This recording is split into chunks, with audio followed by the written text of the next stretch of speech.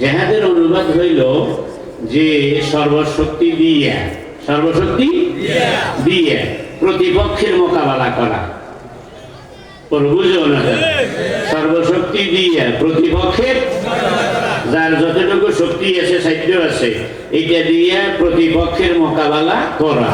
এখন যেহেতু আমি আল্লাহরে পাইতে চাই আর আমি যেহেতু আল্লাহর পাখি হইয়া গেছি, তাইলে আল্লাহর প্রতিপক্ষ যারা, কথা কয় না কি, কোন আল্লাহর প্রতিপক্ষ যারা, তাদের বিরুদ্ধে আমার যা শক্তি আছে এটা নিয়ে আমি মোকাবেলা করব। এটার নাম জেহাদ।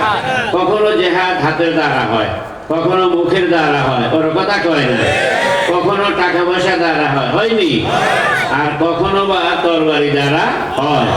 জেহাদ বিভিন্ন ভাবে হয়।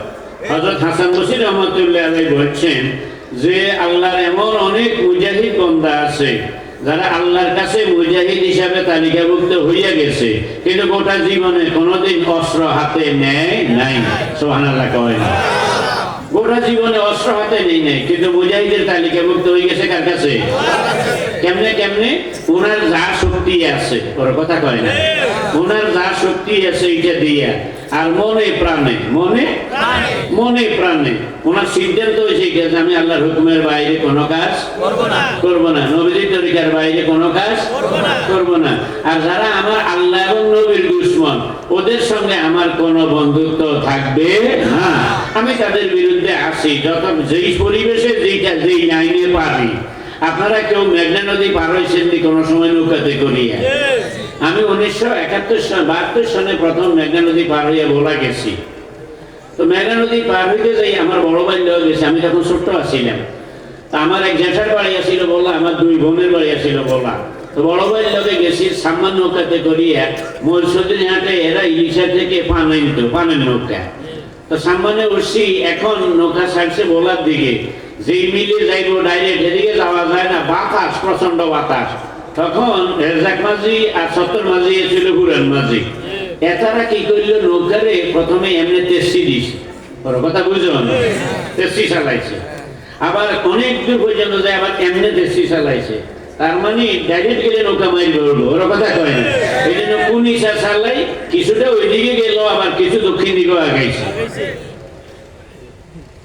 ঠিক জেহাদের নৌকা, জেহাদের জাহাজ, জেহাদের কাফেলা পরিস্থিতি যখন প্রতিকূলে থাকবে, তখন ডাইরেক্ট না পাইলে কোন ইচ্ছা, তোর কথা কয় না, ডাইরেক্ট না পাইলে কোন ইচ্ছা হইল যাইব, কিন্তু নৌকা বন্ধই করতো না। সুবহানাল্লাহ কয় না, যেহেতু আমার তো ওই করে যাওয়াই লাগবে।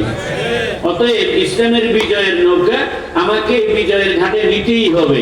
পরিস্থিতি যদি আমার অনুকূলে হয় তাইলে নৌকা চলবো ডাইরেক্ট, যদি প্রতিকূলে হয় তাইলে কোন ইচ্ছা হইল, কিন্তু নৌকা বন্ধ হইতো না। আল্লাহ পাক কয় না, কথা বুঝে পাচ্ছি নি? অতএব মনের ভিতরে এই সিদ্ধান্ত থাকতে হবে যে আমি আল্লাহর পার্টি। কার পার্টি? না, জোরে কইতে হইব, আমি আল্লাহর পার্টি। যারা আল্লাহর সঙ্গে যাদের সম্পর্ক আছে, যারা আল্লাহর কোরআন জানে, যারা আল্লাহর কোরআন মানে, আমি তাদের সঙ্গে আছি। আমি নবীর পার্টি, আমার নবীরে যারা মানে আমি তাদের লগে আছি। আল্লাহ পাক কয় না। আর যারা আমার আল্লাহর বিরোধী, নবী বিরোধী, কোরআন বিরোধী, আলেম ওলামা বিরোধী, টুপিওয়ালা দাড়িওয়ালা দেখলে যেটাকে নাকি মানে যা জ্বলে, এটা লগে আমি নাই না, যদি ব্যাকে কয় না দেয় না, আমরা জেলের উপরে কয় না। তাইলে এটা হলো কি জেহাদ? বলেন এটা কি? এই জেহাদের নামটা আমরা রাজি আছি। জেহাদ হবে দুইটা শক্তির বিরুদ্ধে। কয়টা শক্তি? একটা হইল তাগুতি শক্তি, যারা এই দুনিয়া ইসলামকে দমন করার জন্য, ইসলামকে প্রতিহত করার জন্য যারা শক্তি প্রয়োগ করে, এই একটা তাগুত। আর একটা হলো নফসে আম্মারা। কি প্রত্যেকটা মানুষের ভিতরে নফসে আম্মারা আসেনি? ধরে কয় না, এমনকি নবীদের ভিতরেও নফসে আম্মারা ছিল। হযরত ইউসুফ আলাইহিস সালাম ওনার বিরুদ্ধে যখন জোলাইখা মিথ্যা মামলা দিল, জোলাইখা চাইছিল ওনারা দিয়ে আকাম করাইতে পারে না, পারছেনি না। পারার পরে এখন অপরাধ না করার অপরাধে জোলাইখা দিল মামলা, ইউসুফের বিরুদ্ধে মামলা। সেটা হইলো ওনার অপরাধ হইলো অপরাধ না করা। ইউসুফ আলাইহিস সালাম অপরাধ কোনটা? অপরাধ না করার অপরাধে ওনার বিরুদ্ধে মামলা, ঠিক নেই? তো এরপরে যে যখন কয়েক বছর জেল খাটলো, পরে বিশেষ করে যে বাইরে এলো, সময় তো আমার শেষ। তারপরে যে যখন উনি বাইরে এসে, তখন মিশরে বিশাল মিছিল আর মিছিল, ওনার নামের পরে নেতা আছে, নিউ আছে, কোন সে নেতা? ইসুফ নেতা। ইসুফ ছাড়া অন্য নেতা মানি না, মানব না। ইসুফ নেতা চরিত্র ফুলের মতো পবিত্র। হায় রে আল্লাহ, এমন অবস্থা। তখন ইসুফ সালাম রাষ্ট্রপতির ভবনের সামনে দাঁড়াইয়া মিশরের জনতার উদ্দেশ্যে একটা বক্তব্য রাখছিল। সেই বক্তব্যের মূল কথাটা আল্লাহ তাআলা এই কোরআনের 13 পারার শুরুতে আল্লাহ তাআলা কোট করেছেন। সুবহানাল্লাহ। কি কোট করলেন? ওমা উবাররিউ নাফসি ইন্নান নাফসা লাআম্মারাতুম বিসুই ইল্লা মা রাহিমা রাব্বি। হে মিশরের জনতা, থামো, তোমরা আমার নামে করে সব স্লোগান দাও। তোমরা কি আমার তো বেশি চিনোনি? আমি কেমন এটা আতন হলো? ওমা উবাররিউ নাফসি, আমি ইউসুফ আমার নফসটারে দুধের ধোয়া বলে দাবি করি না। আমার মনের ভিতরে যৌন চাহিদা ছিল না, নাই, এটাও আমি দাবি করি না। জুলাইখার প্রতি আমার মনের কোন রকমের ঝোঁক প্রবণতা মোটেও আসে নাই, এটাও আমি দাবি করি না। এখন তোমরা হয়তো কইবা, যদি ঝোঁক প্রবণতা যদি থাকিই থাকে, তাইলে জুলাইখা যেটা চাইছে এটা হইল না কা? ইউসুফ আলাইহিস সালাম কই এটা হইল না, মানে ইল্লা মা রাহিমা নাফসা লাআম্মারাতুম বিসুই। নফসে আমারা তো আমার ভিতরেও আছে, আমার ভিতরে নফসে আমারও আমার দিয়ে ওই কাম করাইতে চাইছে, কিন্তু হইল না। কাইটা জবাব হইল ইল্লা মা রাহিমা রাব্বি, আমার রব, আমার মালিক, উনি রহম করিয়া দয়া করিয়া আমারে বাঁচাইছেন। উনি যদি দয়া না করতেন, নফসে আমারার ধোঁকা থেকে আমি ইউসুফ বাঁচতে পারতাম না। সুতরাং ইউসুফ আলাইহিস সালাম যখন নিজেই কথা বললেন, আর আল্লাহ যখন নিজেই সেটারে কোরআনে কোট করলেন, নবী হইয়া যদি আল্লাহর রহমত ছাড়া নফসে আম্মারার মোকাবেলা করা সম্ভব না হয়, আমি ইসমাইল আর আপনারা আল্লাহর কসম ধরে বলেন, মাওলার রহমত না হইলে আমাদের নফসে আম্মারার হাত থেকে বাঁচার উপায় আসেনি। সুতরাং প্রতিটা মুহূর্তে সাহায্য চাইতে হইব কার কাছে? ওই মাওলার কাছে সাহায্য চাইতে হইব। মাওলা, নফসে আম্মারা আমারে টানে এইদিকে, ওর কথা কয় না। নফসে আম্মারা আমারে কয় যে আব্দুল্লাহ, তোর বয়স এখন 30 বছর মাত্র, তোর পরিবার এখন তার বয়স হইল 19 বছর। এখন যদি দাঁড়িয়ে দেখো, তাইলে বুড়া বুড়া দেয়া যাইব।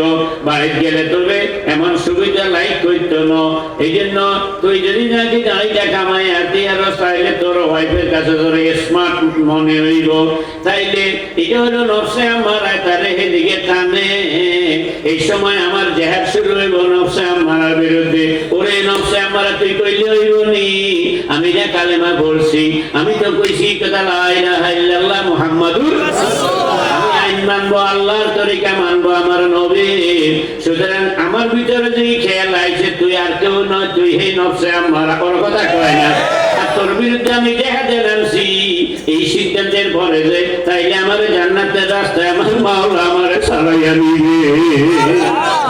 সুতরাং ও নফসে আম্মারা, তোর কথায় আমি আমার দাঁড়াইতে হাত দেবো না, দাঁড়াই কামাই করবো না, কামাবো না। আমার নফসে কয় তালতো বাইনের খালতো বাইনের লগে যদি একটা হটলাইন লাগানো যায়, ওর কথা কয় না, তাইলে মোটামুটি একটা চান্স ধরা যায়। নফসে কয় এটা দারুণ একটা সুযোগ। হ্যাঁ, আজকে খালু বাড়িতে নাই, যা খালতো বাইন আছে বাড়িতে, আজকে একটা চান্স নেওয়া যায়। কিন্তু আমি তখন বলবো না রে, ওরে নফসে আম্মারা, তোমার তালে আমি নাই। যেহেতু আমি আল্লাহর রাস্তায় জেহাদে নামছি, আমার সিদ্ধান্ত হইল আমার আল্লাহর আইনের বাইরে আমি যাব না, নবীর তরিকার বাইরে আমি যাব না। আমার ভিতরে যেটা যাচ্ছে, তুই আর কেউ নয়, তুই সেই নফসে আম্মারা, তোর কথায় আমি নাচি না, আমার মামলার কথার বাইরে আমি যাব না। আল্লাহু আকবার কয়। এটার নাম কি? জেহাদ। তোমার জন্য কয় না, হায় হায়, সামনে ভোট আইছে, আমার তালতো ভাই, আমার স্বাস্থ্য ভাই খালাইছে মেম্বরের মধ্যে, আর পাশের গ্রামের থেকে একজন দাঁড়াইছে। পাশের গ্রামের এই নিয়ে ভাষক নামাজ কালাম পড়ে, এই নিয়ে মধ্যে ধর্মকর্ম আছে, এই নিয়ে কারোর হক মারে না। আর আমার যারা তো ভাই যে হে আমার বংশের, কিন্তু হাতে মাঝে মাঝে বোতল খায়, ওর কথা কয় না।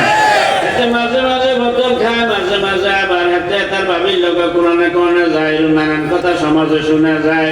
তবে আমার যারা তো ভাই যদি মেম্বার হয় তাইলে নানান রকম আমার সুবিধা পাওয়া যাইব। আর ওই নিয়ে যদি হয় তাইলে আইন অনুযায়ী আমি যদি কিছু পাই তাইলে শিক্ষা পাবো, কিন্তু বাড়তিটা পাওয়া যাইতো না।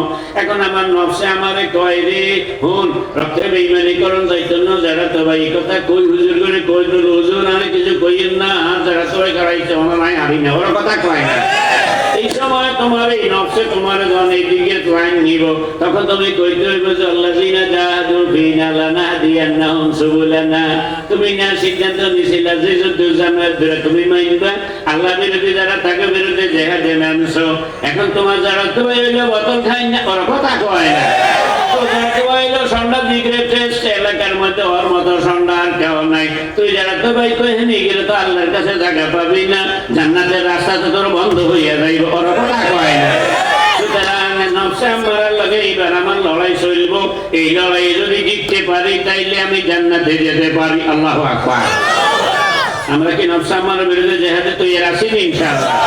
কারা কারা যে দুই হাত তুলি নারায়ে তাকবীর। আল্লাহ আপনি কবুল করেন। সময় আমার শেষ। সুবহানাকা আল্লাহুম্মা ওয়া বিহামদিকা আশহাদু আল্লা ইলাহা ইল্লা আনতা আস্তাগফিরুকা ওয়া আতুবু ইলাইক।